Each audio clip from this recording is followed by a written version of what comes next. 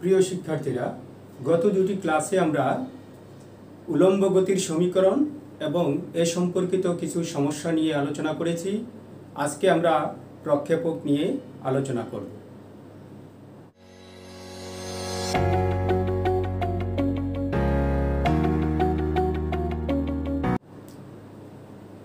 উলম্ব গতিতে আমরা কোনো বস্তুকে নির্দিষ্ট বেগে খাড়া উপরের দিকে নিক্ষেপ করেছি, আর প্রক্ষেপকের সময় যা করতে হবে তা হলো কোনো একটি বস্তুকে একটি নির্দিষ্ট বেগে ভূমির সাথে একটি নির্দিষ্ট কোণ করে যদি নিক্ষেপ করা হয় তবে তাকে প্রক্ষিপ্ত বস্তু বলে। আমরা আজকে প্রক্ষিপ্ত বস্তুর গতিপথ নিয়ে আলোচনা করব এবং প্রক্ষিপ্ত বস্তুর ক্ষেত্রে সর্বোচ্চ উচ্চতা, আনুভূমিক পাল্লা, বিচরণকাল, উত্থানকাল ও পতনকাল নিয়ে আলোচনা করব। তাহলে শুরু করা যাক। প্রিয় শিক্ষার্থীরা, মনে করো ও বিন্দু থেকে একটি বস্তুকে ইউ বেগে আনুভূমিকের সাথে আলফা কোণে প্রক্ষিপ্ত করা হলো এবং প্রক্ষিপ্ত বস্তুটির গতিপথ এরকম একটি পরাবৃত্ত হবে। এটি যে একটি পরাবৃত্ত হবে এর প্রমাণটি আমরা পরবর্তী ক্লাসে করব। এখন দেখো, এই একটি বিন্দু থেকে একটি নির্দিষ্ট বেগে যখন একটি বস্তুকে নিক্ষেপ করা হয়, এই বেগটি দুটি উপাংশে ভাগ হচ্ছে। একটা হলো আনুভূমিক উপাংশ, যদি এটা আলফা কোণে ভাগ হয়ে থাকে, আর একটা হলো উলম্ব উপাংশ। ইউ এর আনুভূমিক উপাংশ হলো ইউ কজ আলফা এবং উলম্ব উপাংশটা হবে ইউ সাইন আলফা। অর্থাৎ এটা ভূমির সাথে আলফা কোণে নিক্ষিপ্ত করলে ইউ এর দুটি অংশ হচ্ছে, একটি আনুভূমিক আর একটি উলম্ব। বস্তুটিতে দুই ধরনের সরণ হবে। এক, এই যে আনুভূমিক বেগ, এইটার কারণে হবে আনুভূমিক সরণ, আর ইউ সাইন আলফা উলম্ব বেগটির কারণে হবে উলম্ব সরণ। এখন আমরা জানি জি খাড়া নিচের দিকে কাজ করে, যার জন্য এই উলম্ব বেগটি সময়ের সাথে সাথে কমতে থাকবে। তাহলে কমতে কমতে একসময় কি হবে? জিরো হবে। কখন জিরো হবে? যদি বস্তুটি তার গতিপথের সর্বোচ্চ উচ্চতায় থাকে, তখন তার উলম্ব বেগ ইউ ওয়াই, অর্থাৎ আমরা বোঝাচ্ছি ওয়াই অক্ষ বরাবর যে বেগটি আছে সেটি কত হবে? 0 হবে। শুধুমাত্র তার মধ্যে তখন আনুভূমিক বেগ থাকবে। আনুভূমিক বেগটা কত হবে? ইউ এক্স, যা হবে ইউ কজ আলফার সমান। কারণ যেহেতু আনুভূমিক বরাবর জি এর কোনো প্রভাব নাই, এইটা আনুভূমিকভাবে ইউ কজ আলফা বেগে সমবেগে চলতে থাকবে। যখন বস্তুটি সর্বোচ্চ উচ্চতায় যাবে, তারপর অভিকর্ষ ত্বরণের প্রভাবে তা নিচের দিকে পড়বে এবং আমরা ধরে নিলাম তা এই বিন্দুতে এসে পড়বে। তাহলে দেখো, এই ও বিন্দু থেকে প্রক্ষিপ্ত বস্তুটি আমরা ধরে নিলাম ক্যাপিটাল টি সময় পর একই ভূমিতে ও এ সরণ হওয়ার পর এই বিন্দুতে পড়ে। অর্থাৎ এইটা হলো তার ক্যাপিটাল টি সময়টা হলো তার বিচরণ কাল। কারণ ও বিন্দু থেকে নিক্ষেপ করে আবার একই ভূমিতে ফিরতে তার মোট সময় লেগেছে টি সময়। তাহলে দেখো, এখানে ও থেকে এতে আসে যখন, তখন তার আনুভূমিক সরণটা হলো ও এ, বাট উলম্ব সরণটা কত? 0। আর এখানে দেখো, এখানে প্রত্যেকটা সূত্রই খাটবে। এই যেমন উলম্ব বেগের ক্ষেত্রে খাটবে সব খাড়া উপরের দিকে প্রক্ষিপ্ত বস্তুর গতিপথের সমীকরণ। আর আনুভূমিক দিকে বস্তুটা চলবে সমবেগে। তাহলে আমরা আলোচনা শুরু করি প্রথমে সর্বোচ্চ উচ্চতা দিয়ে। তাহলে সর্বোচ্চ উচ্চতা কত হবে? তাহলে একটু দেখো তো, আমাদের উলম্ব গতির ক্ষেত্রে সর্বোচ্চ উচ্চতা নির্ণয়ের সূত্রটা কি ছিল? ছিল h = u²/2g, অর্থাৎ তখন তার উলম্ব বেগ কত ছিল? u। ঠিক এখানেও আমরা প্রমাণ করতে পারবো, প্রমাণটা আমরা দেখাচ্ছি না কারণ এটা দেখে আমরা এই সূত্রগুলি লিখতে পারবো। এখন বলো, প্রক্ষেপকের ক্ষেত্রে উলম্ব বেগ কত? উলম্ব বেগটা u sin α। অতএব এক্ষেত্রে সর্বোচ্চ উচ্চতা হবে, এই যে উলম্ব বেগ হলো u sin α, অর্থাৎ উলম্ব বেগের বর্গ ডিভাইডেড বাই 2g। তার মানে u এর পরিবর্তে শুধু বসবে কত? u sin α। ঠিক একইভাবে বিচরণকালের সূত্র কি ছিল আমাদের উলম্ব গতির ক্ষেত্রে? 2u/g, অর্থাৎ 2 ইন্টু উলম্ব বেগ ডিভাইডেড বাই g। তাহলে বলো তো বন্ধুরা, এই ক্ষেত্রে কি হবে? 2 ইন্টু উলম্ব বেগ কত আমাদের? u sin α। তাহলে 2 ইন্টু u sin α/g।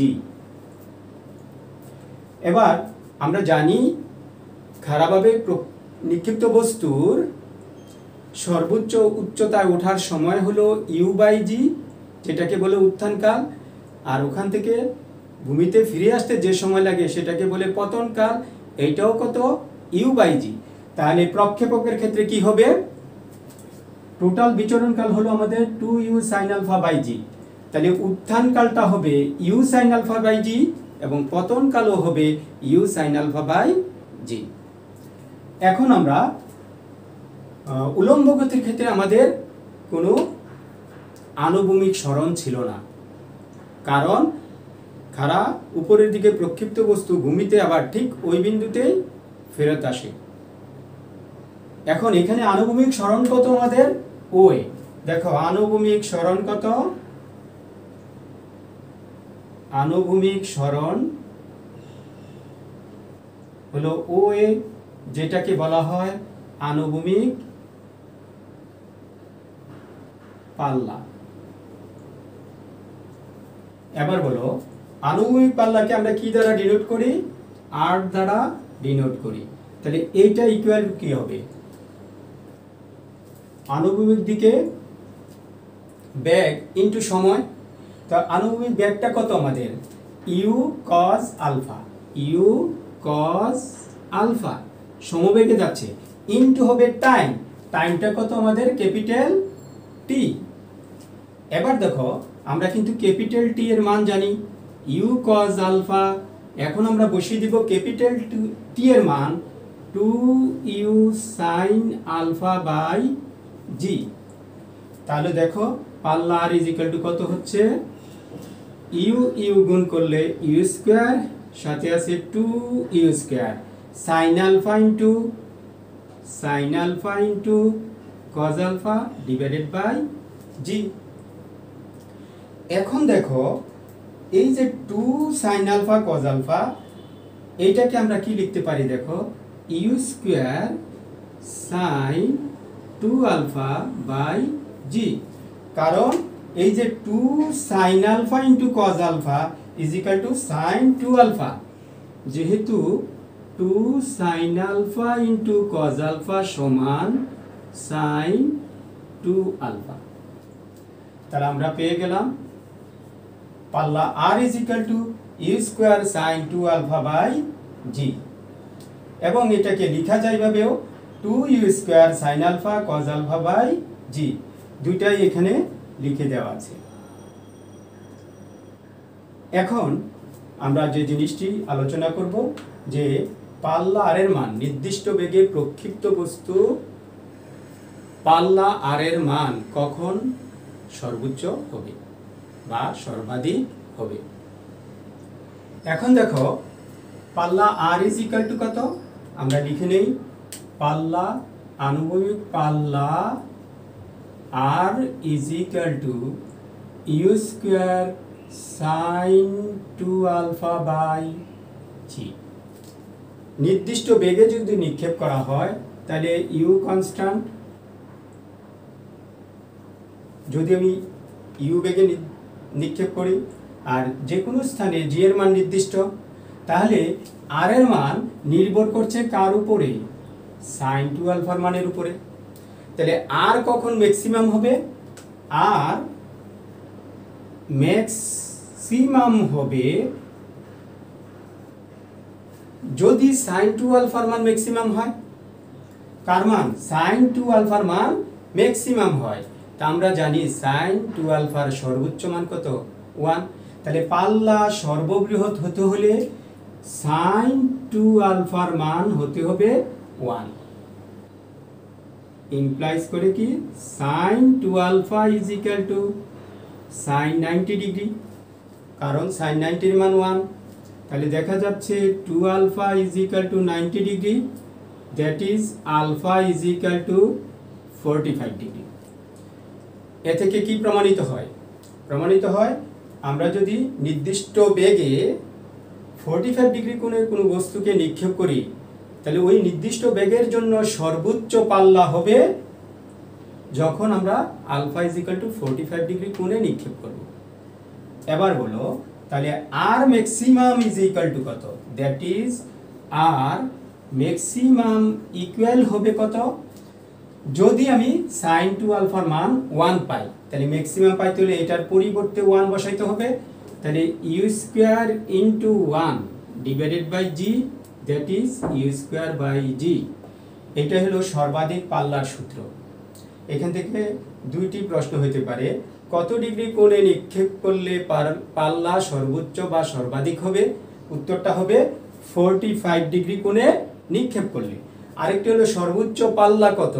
সর্বোচ্চ পাল্লা হলো ইউ স্কোয়ার বাই জি। আশা করি সবাই বুঝতে পেরেছ। এখন আমরা আলোচনা করব নির্দিষ্ট বেগে প্রক্ষিপ্ত বস্তুর একই পাল্লার জন্য একাধিক কোণ থাকতে পারে।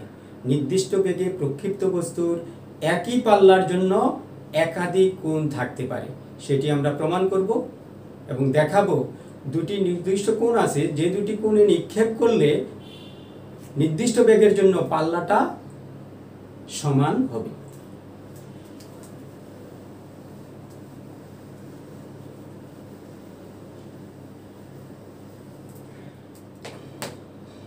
আমরা জানি পাল্লা আর ইজ ইকুয়াল টু কত?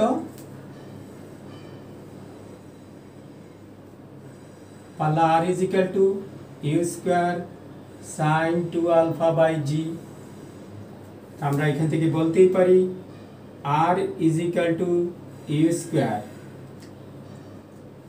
Sign 180 degree minus 2 alpha by G. কেন লিখতে পারি? লিখতে পারি এই জন্য আমরা জানি sine 180 degree minus 2 alpha is equal to হলো সাইন 2 আলফা, কারণ 180 মানে 90 এর জোড় গুণিতক 2 ইন্টু 90, তাহলে সাইন অনুপাত সাইন থাকবে, অ্যাঙ্গেল আসবে 2 আলফা। যেহেতু এটি দ্বিতীয় চতুর্ভাগে অবস্থিত, দ্বিতীয় চতুর্ভাগে সাইনের চিহ্ন হবে প্লাস, অর্থাৎ আমরা এইভাবে লিখতে পারি। এরপরের স্টেপ আমরা লিখতেই পারি এটাকে এইভাবে ইউ স্কোয়ার সাইন 2 কমন নিলে 90 minus alpha divided by G. এবার আমরা যদি ধরে নেই 90 মাইনাস আলফা মানে বিটা ডিভাইডেড বাই জি, এইটা হলো আমরা ধরে নিয়েছি 90 degree minus alpha is equal to beta. এখন দেখো তো আর ইজ ইকুয়াল টু কত? U square sine 2 beta by G. এইটা দ্বারা আমরা কি বুঝি? এটার সাথে কম্পেয়ার করো, তাহলে কি বুঝবো? এটার অর্থ ইউ বেগে বিটা কোণে প্রক্ষিপ্ত বস্তুর পাল্লা আর। এমন দুটি কোণ আছে যে কোণে নির্দিষ্ট বেগে নিক্ষেপ করলে দুই ক্ষেত্রেই পাল্লা একই হবে। সেখানে শর্তটা কি? ওই দুটা কোণের মধ্যে একটি সম্পর্ক আছে। শর্তটা হলো এই যে বিটা কোণটাকে হইতে হবে কি 90 ডিগ্রি মাইনাস আলফা। এর অর্থ কি, যে alpha plus beta equal to 90 degree. তাহলে দেখা যাচ্ছে এমন দুটি কোণ আছে যে দুটি কোণে নিক্ষেপ করলে নির্দিষ্ট বেগে প্রক্ষিপ্ত বস্তুর পাল্লা একই হবে। সেই দুটা কোণ কি, একটি যদি আলফা হয়, অপরটি বিটা, মানে 90 ডিগ্রি মাইনাস আলফা। একটা যদি আলফা হয় আর একটা 90 মাইনাস আলফা, অর্থাৎ কোণ দুটা যোগ করলে 90 ডিগ্রি হবে। উদাহরণ হিসেবে আমরা বলতে পারি, এই আলফা যদি 30 ডিগ্রি হয়, তাহলে কি কোণে নিক্ষেপ করলে 30 ডিগ্রি কোণে নিক্ষেপের পাল্লার সমান হবে? যদি বিটাটা কত হয়, 60 ডিগ্রি হয়। অর্থাৎ এইটা আর এটা যোগ করলে কি হইতে হবে, 90। তা আমরা এখান থেকে জানলাম, শিখলাম এবং বুঝলাম যে নির্দিষ্ট বেগে প্রক্ষিপ্ত বস্তুর একই পাল্লার জন্য দুইটা কোণ আছে, একটা আলফা, অপরটি যদি হয় বিটা, তাহলে আলফা প্লাস বিটা হইতে হবে 90। তাহলে বলাই যায় যে একটি যদি আলফা হয়, অপরটি হবে 90 মাইনাস আলফা, কারণ এই দুইটা যোগ করলে 90 হতে হবে।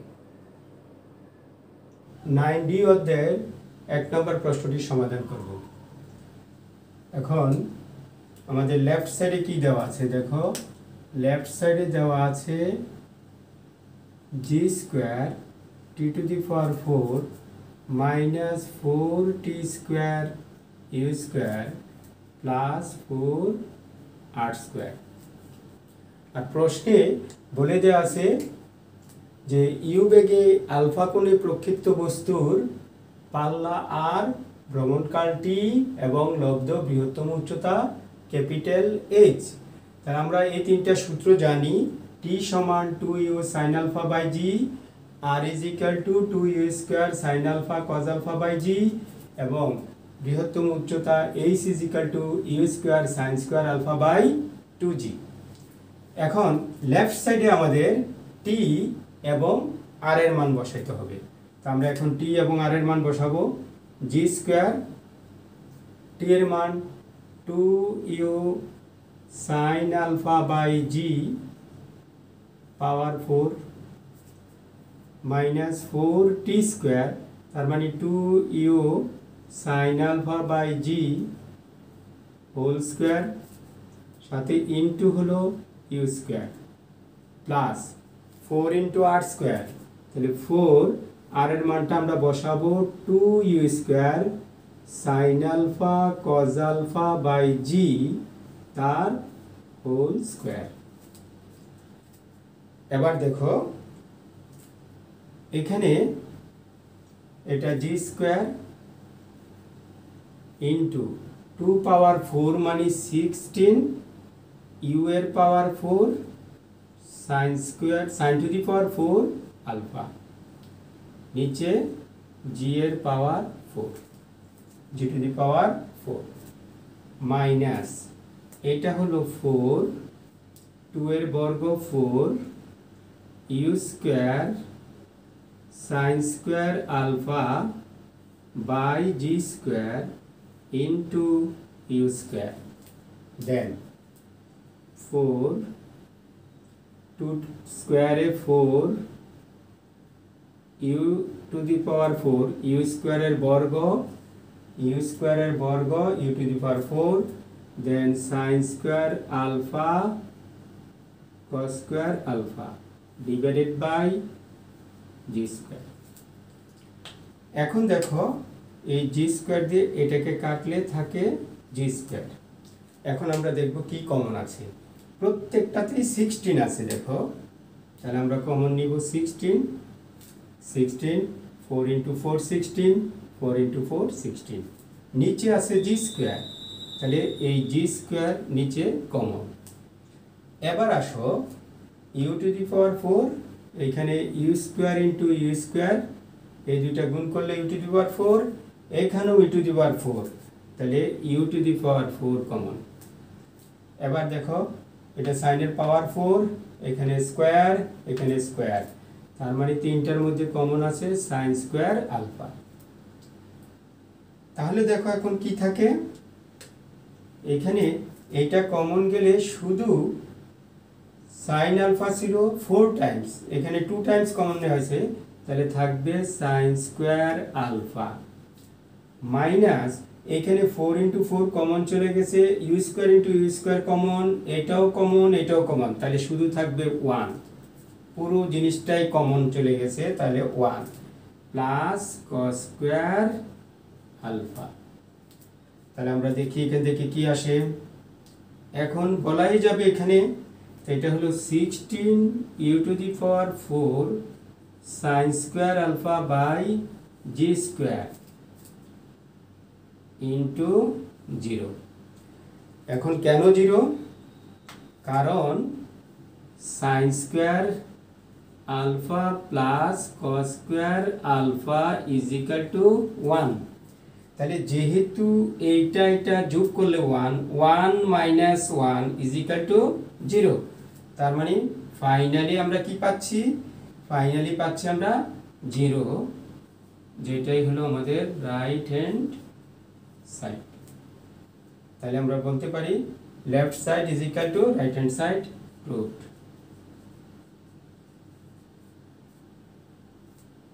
আমরা এখানে দেখি 3 নম্বর প্রশ্নের left side a square plus r square by 16। তাহলে h এর মান বসাই দিব আমরা। h এর মান হলো u square sin square alpha divided by 2g তার বর্গ প্লাস এখানে 16 আর r স্কয়ার, r এর মানটা বসাবো, r এর মান 2u square sin alpha cos alpha by g তার হোল স্কয়ার। তাহলে দেখো এখানে ইউ স্কয়ারের বর্গ u to the power 4 sin square আলফার বর্গ sin to the power 4 alpha 2g এর বর্গ মানে 4g স্কয়ার প্লাস এই g এর বর্গ g স্কয়ার, তাহলে g স্কয়ার আসবে নিচে 16g স্কয়ার, উপরে 2 এর বর্গ 4 ইউ স্কয়ারের বর্গ u to the power 4 sin আলফার বর্গ sin স্কয়ার আলফা cos আলফার বর্গ cos স্কয়ার আলফা। এবার এইটা 4 দিয়ে 16 কে কাটলে কত থাকে 4। আমরা দেখতে পাচ্ছি এই দুইটার মধ্যে কি কমন আছে। দেখো u to the power 4 common, কমনটা লিখে নেই আমরা। কমন টার্মটা হলো u to the power 4 sin square alpha by 4g square. তাহলে এখানে কি থাকবে? এখানে থাকবে sin স্কয়ার আলফা, এটা থাকে sin স্কয়ার আলফা প্লাস এইখানে থাকবে cos স্কয়ার আলফা।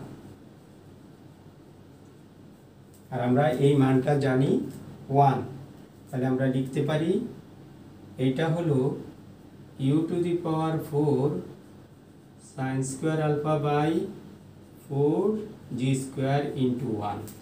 যেহেতু sin square alpha plus cos square alpha equal to কত 1। এবার আবার এইটাকে লেখা যাবে u square by 2g, u square by 2g into এটা ইউ টু দি পাওয়ার 4 ছিল, তাহলে একটা ইউ স্কয়ার এখানে sin square alpha divided by 2g। কারণ দেখো 2g ইন্টু 2g হলো 4g square, are you to the power 4 কে ভেঙে লেখা হয়েছে u square into u square. এখন এইটাই হলো আমাদের সর্বোচ্চ উচ্চতা h। তাহলে তো আমরা বলতেই পারি বা লিখতেই পারি এটা ইউ স্কয়ার, এইটার জন্য আসবে h u square h by 2g, যেটাই আমাদের রাইট সাইডে আছে। তাহলে এইটা equal to right hand side. তাহলে আমরা প্রুভ করতে পারলাম left side is equal to right side. উদাহরণ 4-এ যে প্রশ্নটি দেওয়া আছে তা আমরা একটু চিত্রের সাহায্যে বুঝে নিই। উদাহরণ 4-এ বলা আছে একটি প্রক্ষেপক টি সময়ে তার গতিপথের পি বিন্দুতে পৌঁছে।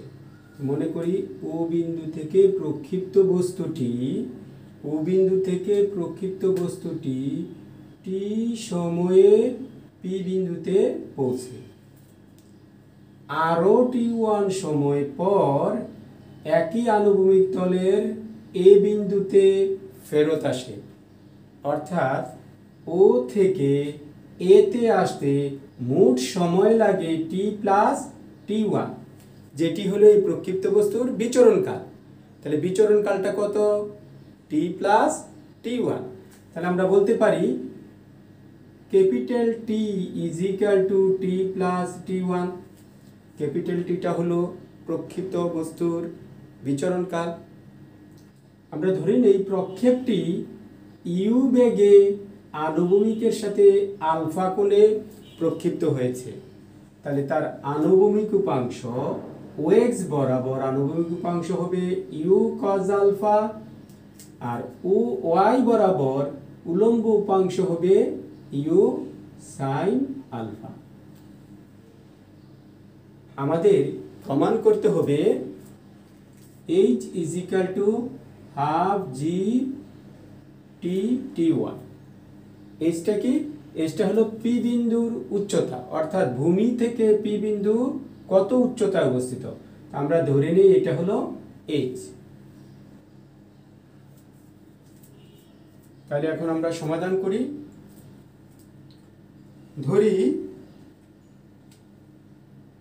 ধরি প্রক্ষেপ বেগ u,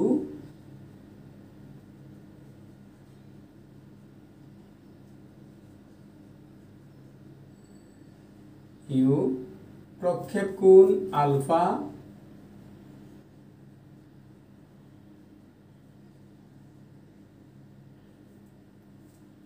এবং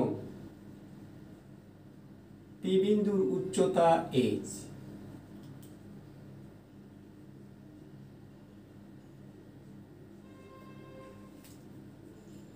এখন শর্ত মতে এটা আমরা ব্যাখ্যা করেছি। শর্ত মতে বিচরণ কাল t is equal two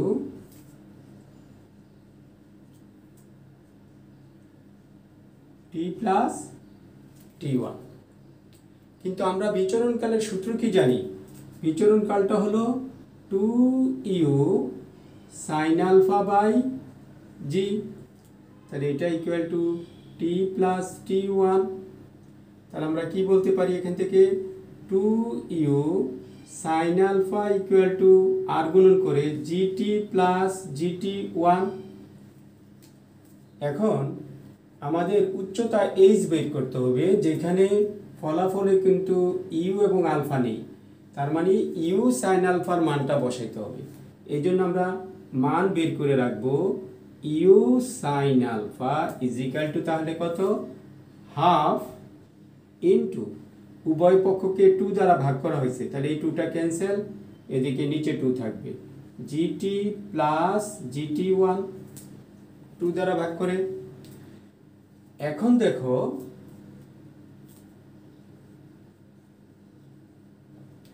P বিন্দুর অবস্থান হলো এই উচ্চতায়, তাহলে এইটা হলো তার উলম্ব সরণ। এই প্রক্ষেপকের উলম্ব সরণ কত? h, সময় কত? t।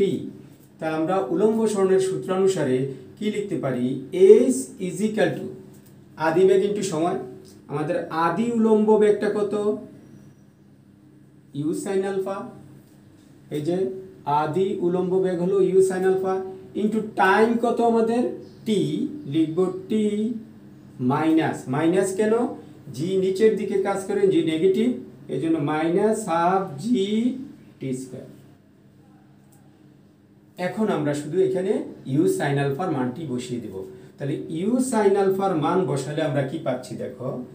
ইউ সাইন আলফার পরিবর্তে আমরা লিখতে পারি হাফ ইন্টু জিটি প্লাস জিটি1, তার সাথে ইন্টু টাইম, তাহলে ইন্টু টি মাইনাস হাফ জি টি স্কোয়ার। এখন দেখো আমরা এখান থেকে কি কমন নিতে পারি?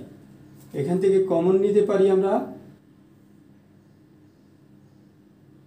h ইজ ইকুয়াল টু, এখানে দেখো হাফ কমন, টি কমন, হাফ টি আছে, এখানে হাফ টি আছে, আমরা হাফ টি কমন নেই, তাহলে ভিতরে কি থাকবে g t plus g t one minus half t common নিলে মাইনাস জিটি।